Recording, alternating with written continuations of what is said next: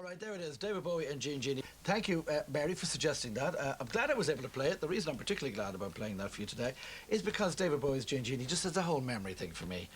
When I start talking about the Grove now, oh, probably.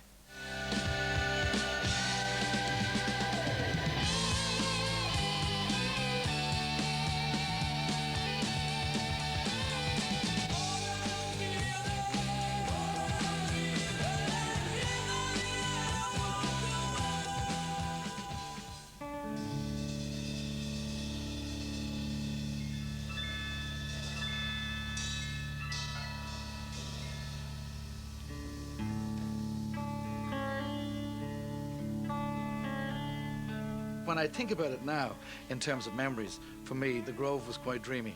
And that would be, of course, with hindsight, we all look back and think, oh, everything was wonderful. But, the Grove actually was. It was just a ramshackle wooden building. I suppose you call it manky in ways. It was just wooden. You sat on wooden benches. It was all just like a changing room. You could smell jockstraps and sweat, and some of the sweat was stale sweat from the footballers, and some of the sweat was sweat from all the guys who used to go there. That smell was so pervasive that if I smelt it now, I would be back there. This is the end. During the night when the music was playing, the lights were down, and there were coloured lights, a kind of red kind of colour, a pinky kind of colour. But there was all these pictures on the walls, like you had Jimi Hendrix, you had the Doors, you had the Stones. It was just brilliant. There were 2 doors into the actual dance area, one at the top and one at the bottom, and seating along here where all the canoodling and stuff used to go on. It had a kind of an off-limits feel about it. You did feel that there was something kind of quite unusual brewing down there, if you like.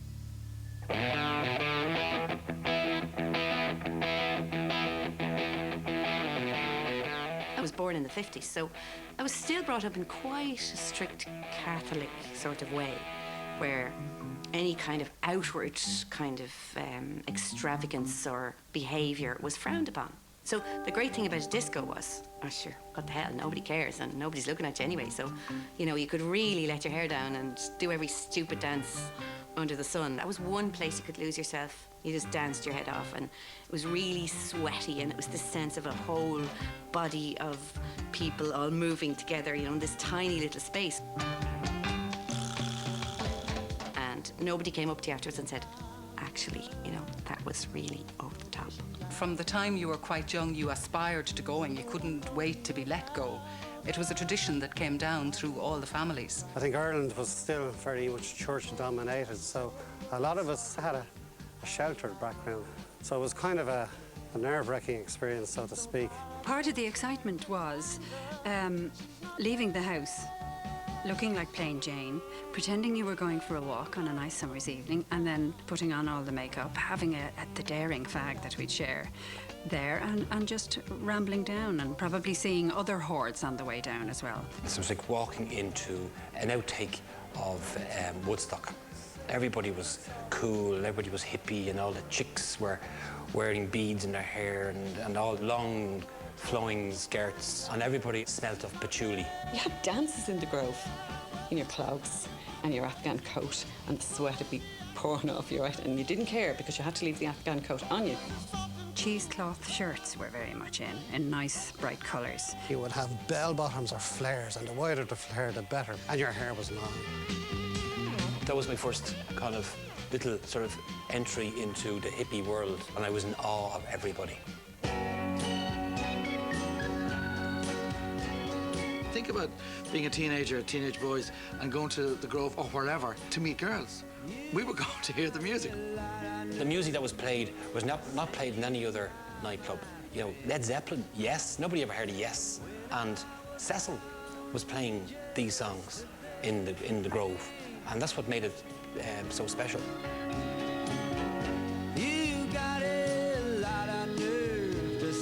DJ Cecil Nolan would make Saturday night special at the Grove for the next 3 decades.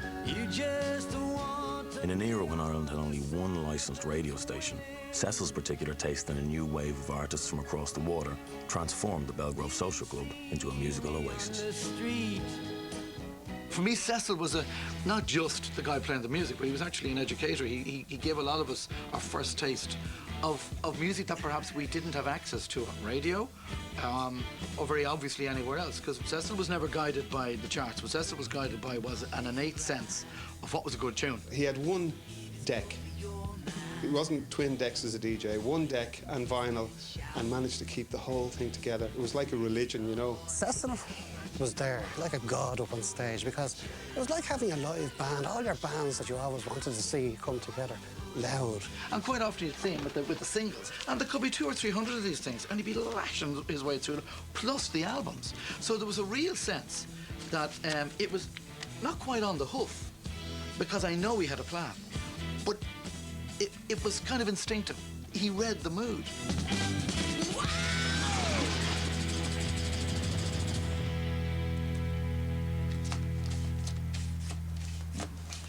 I haven't looked in these boxes since 1997. Would you believe that? I haven't.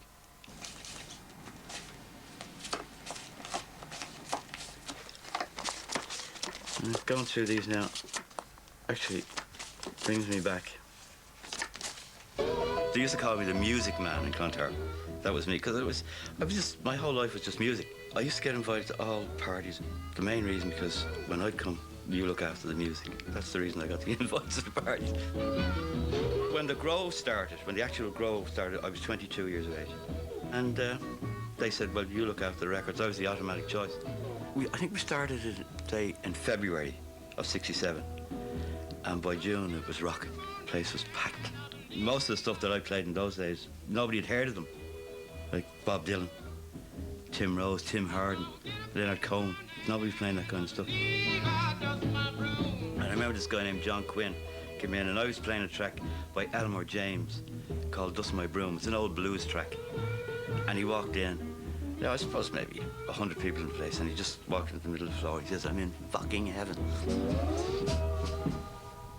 A lot of the women were just crazy about him. You know, they used to sit up there on the stage, and they were more interested in Cecil than they were in the guys of their own age that were actually going to the disco. That was the summer of love year. I remember the San Francisco, the whole thing, everybody hugging one another, loving one another. And this in the bright nights in the summer. And the lads come up, and I'd put on an album, and we went out and kicked a bit of ball, and then come back in, and it was just so casual, you know. As far as I was concerned, I was just one of the lads, punter, just playing records so they could listen to and dance to. I never considered myself a DJ, just somebody who played records. Myself and a friend, Joe McKeown, we went to see Easy Rider. We went in, and from the very first notes of, I think it's Steppenwolf and the Pusher, and the camera goes up the chrome and onto the wheel and the tank, I said, I was Peter Fonda. He was Dennis Hopper. Let's hit the road. It was just brilliant. Taking it then to the Grove, I mean, this was the business, you know. I don't know whether we'd have had the courage initially, but having the motorbike, and got the leather jacket, and I can walk in here now, kind of looking like threatening maybe, if nothing else, even though you're probably shaking in your boots, but it gave you that confidence. I popped a lot of pills. It kind of, I suppose, had a little bit of an influence with the girls, because you were the guy with the bike, kind of, so, yeah, I am, yeah, actually, yeah. That my spirit could kill. Right. Now we're going to play this song. This is the song Good Time Coming by Bitch. I spent 30 years tracking this down.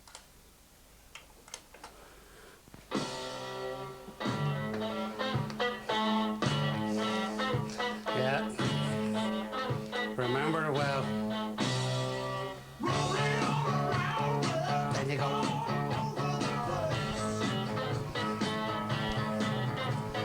The only place I ever heard that was the Grove. I've never heard it anywhere else.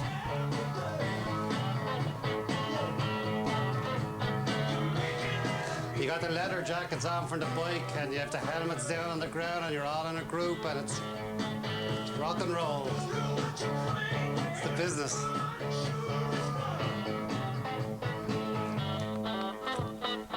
For the thousands of people that used to go to the Grove, there's a whole host of songs that transport them straight back to those sweaty Saturday nights. Here's one now that spanned the generations. A whiter shade of pale, Procol Harum. When I play it, the more I played it, the more people asked me to play it. And that's how they became Grove songs, really. Cecil only played about 4 or 5 songs in a slow set. But this particular night, I looked across and I saw this gorgeous French-Canadian girl, Sylvie Deshotel was her name. Went over, asked her to dance, and she was absolutely stunningly gorgeous. And she stayed with me for the first 2 songs, and then she stayed with me for the 3rd song. And that was it. I was on the cloud after that. And she said that she'd be in the Grove again the following night, the Sunday. But I actually asked her out during the day, and we went for a walk in St. Anne's Park the next day. I mean, the whole morning was like the excitement of meeting her was just all-consuming, right? Not a worry in the world that I had. All I wanted to do was meet this girl. This was a new experience for me. This was like, you know, walking along with someone that I had feelings for. Woo, what are these feelings? And I remember I held her hand. I was like, oh my God, you know, and she squeezed my hand and whoa, the excitement of it. She walked over to this tree here, this tree, 30 years ago, 30 years ago. And she leaned against this tree here and I kissed her. I actually held her hands like that and went, whoa, whoa. I didn't know what my name was. Unbelievable. The word might go out that so-and-so fancied you, you know, and of course the whole place would be watching to see was anything, because it would have gone out on both sides, so, you know, everybody would be watching to see was anything going to come of this, you know.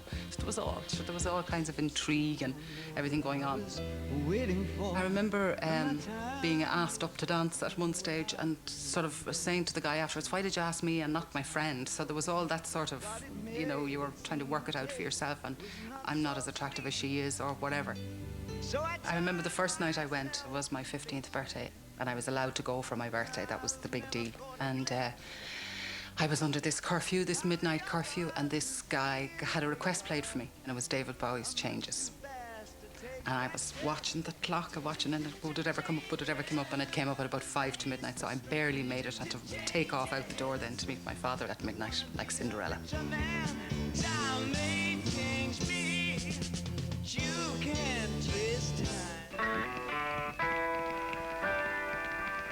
When guys asked you up for the slow sets, it was that they'd have a good grind against you. And I suppose I didn't even identify it as sex myself at the time, I suppose, but that is what it was. It was that sense of excitement, you know, of being that close to somebody physically. And it was where all of those things begin in terms of learning who you are, I suppose, sexually speaking. But that was all very confusing as well, because at the time, like, I would have associated all of that with very emotional stuff. And, of course, that piece of it never came through. I really believed this stuff somehow, that, you know, you met a guy and he kissed you and then you got married. I know that sounds absolutely ridiculous now, but that is somewhere inside me. I believed that was what it was about. And I was just very innocent, really. I thought I knew lots, but I knew nothing. The kind of thing I fantasized about was, you know, guys looking in my eyes and saying, you're really beautiful, you know. And of course, I never met anybody like that there.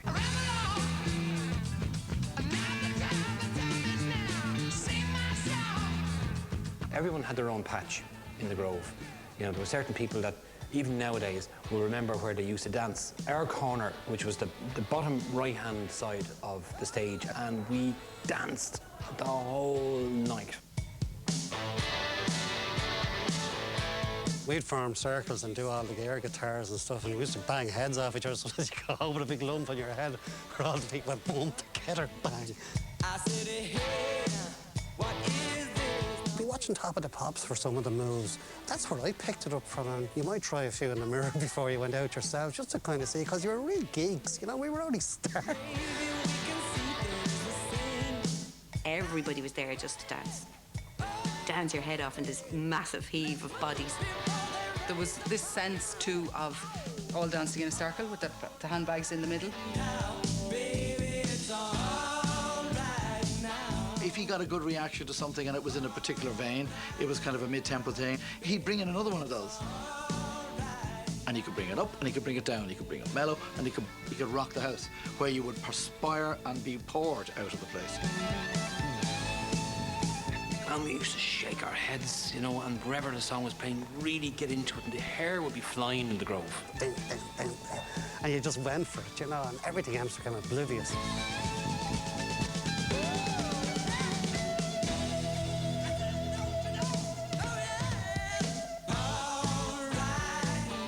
But little did any of these teenagers know that something terrible was going to happen that would tear apart their Saturday night sanctuary. On Friday, the 16th of May, 1975, an accidental fire razed the timber structure to the ground. Luckily, nobody was injured, but 1,000 teenage memories went up in smoke. Somebody came over to me and said, the grove burnt down last night. I said, no, couldn't have. She said, it did, it burnt down last night, you know, it's gone. And we went up to the grove that day and stood outside and cried our eyes out because the grove was gone. And it meant, when we were kids, it was everything. I said, baby. We went up to see our poor grove. It really is awful, and it brought back so many memories, sad and wonderful. Spent all evening remembering the past. It was really good, but sad too. God, we have to get that place going again. It was like a death. Not to overemphasize it, but it was really, really upsetting. And I possess a little piece of charcoal from the place, from the grove. People needed a bit of something. Same with the Berlin Wall, same thing. It's like a bit of history. And I'm talking about the grove as well, it's my history. I remember just hearing about it at school and being absolutely devastated and thinking, what now? Where are we going to go now? The soundtrack to your teenage years had been ripped from you in some peculiar way, and there was no going back, because it wasn't like, sure, next Saturday it'll be grand, it'll be up again, don't worry. It couldn't be.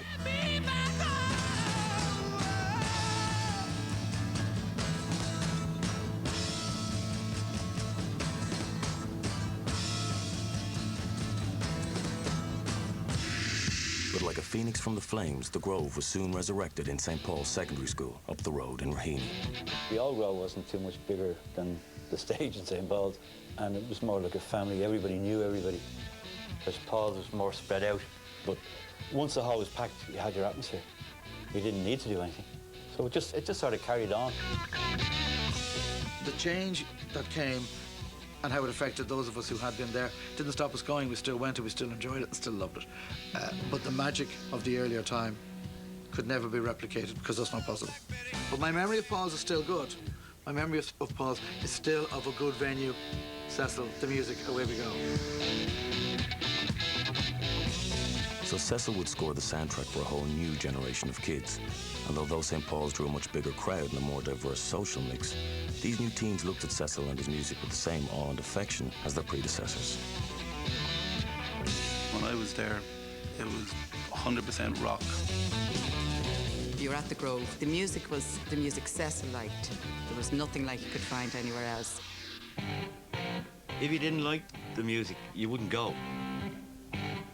And even if you didn't like the music, I think eventually you come and you listen. Eventually you will like it. I'd hang up near the stage and I'd be watching Cecil and watching how he could actually, keep the whole lot together.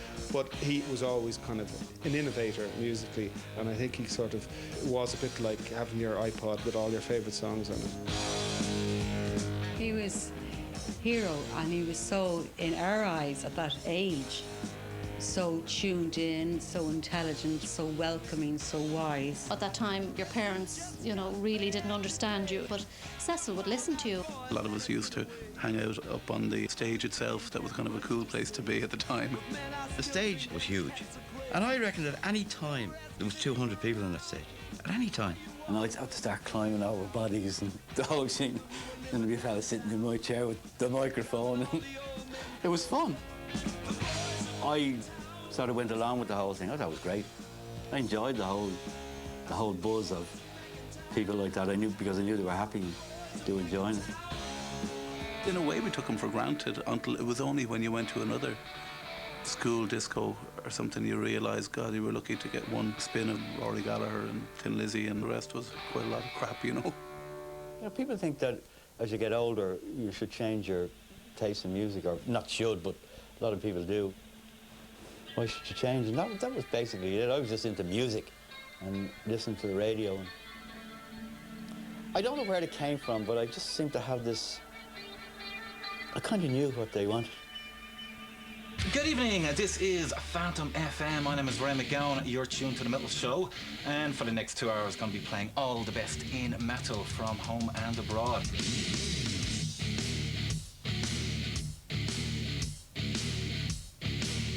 I began going about 14 years of age, which is a particularly formative period in your life. You know, you're starting to get into girls and starting to get into music and starting to get into expressing yourself as who you are. Headbanging is probably one of the more embarrassing parts of being a rocker, you know. Everyone in the whole Grove would mosh to a particular song. You're thrashing your head around from side to side, but you took great pride in it, and the longer your hair, the better it looked. To somebody looking from the outside, it was like, oh no, I'm not going near there, you know, I can get my head punched in. You run into people and you swing your fists as fast as you can, but you don't actually mean to hurt anyone because you're all into the same music and you're all kind of jumping the same way. I often thought of jumping into the pit myself. You sport your favourite band on your t-shirt, you paint their names on your jackets. I thought any of the cooler guys would have, you know, the embroidery. And it was a big thing at the time. We'd bring around our needle and thread that we bought. You listen to music, having cups of tea. So it was nothing, you know, too butch. There's no pints of cider down the park doing it. It was in someone's house. And it's just about putting as much as you can onto one piece of clothing, and you walk into the Grove and people just know what you're about. You know, it's just kind of, I'm into that sort of thing. So it was a statement. It was a statement to say, look, this is us, you know. Yeah. By the 1990s, for most Northside Dublin teenagers, it was a given that they would do a lot of their growing up in the gym in St. Paul's, dancing to the best of current alternative music, as well as all the old Grove classics. For these teens, Cecil himself was an institution. Rather than seeing him as one of the lads like in the old days, this crowd looked at him more as the grand old man of rock and roll. When my sons were growing up, they used to see the tons of vinyl there. They looked good, but I never tried to influence them in any way. I let them make up their own mind. And one day I came home and I went into Rob's room for something, and I pulled the back of the door, and on the back of the door was a poster of Jim Morrison. And I said yes, without me having to do anything. My parents actually went to the original Grove, the old Grove, at Belgrove, and when I first started going, my mum was terribly excited. You know, she was like, oh, she knew exactly what it was in store for. All of us were in awe of Cecil. He was a different generation. He was probably similar age to my dad, and you know, he was into cool music. He had millions of records. He was brilliant, like, you know. I just thought I was somebody up there playing music that I liked and that they liked. As far as I was concerned, I wasn't one of them, but I was.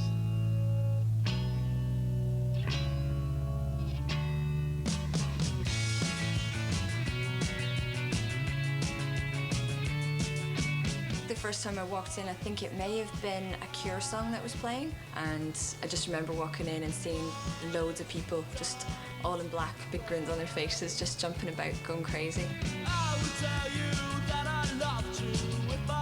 When the Cure came on, it was special for us, you know, because we were such a minority sort of group, and we could sort of stand out, have our time or something, you know, just to feel special like at that age. Everyone tried to fit into a slot, and I suppose, yeah, it was very intimidating the first time in a way, because you hadn't quite fitted in yet. You were just arriving into this huge kind of place with all these different looks and sounds. One of the things that I loved about the Grove was it was sort of a forum for you to push the boundaries a bit. Alcohol was never allowed inside the disco, so knacker drinking became a pre-Grove ritual. Knacker drinking is basically when you go out with a bag of cans that you're unable to drink and you pretend you're pissing and spill them out. don't just look forward to the Grove, but you look forward to the fun you're going to have with your mates beforehand, with everyone drinking, everyone having the crack. You know, you're drinking like half the bottle and then suddenly realising it's too much.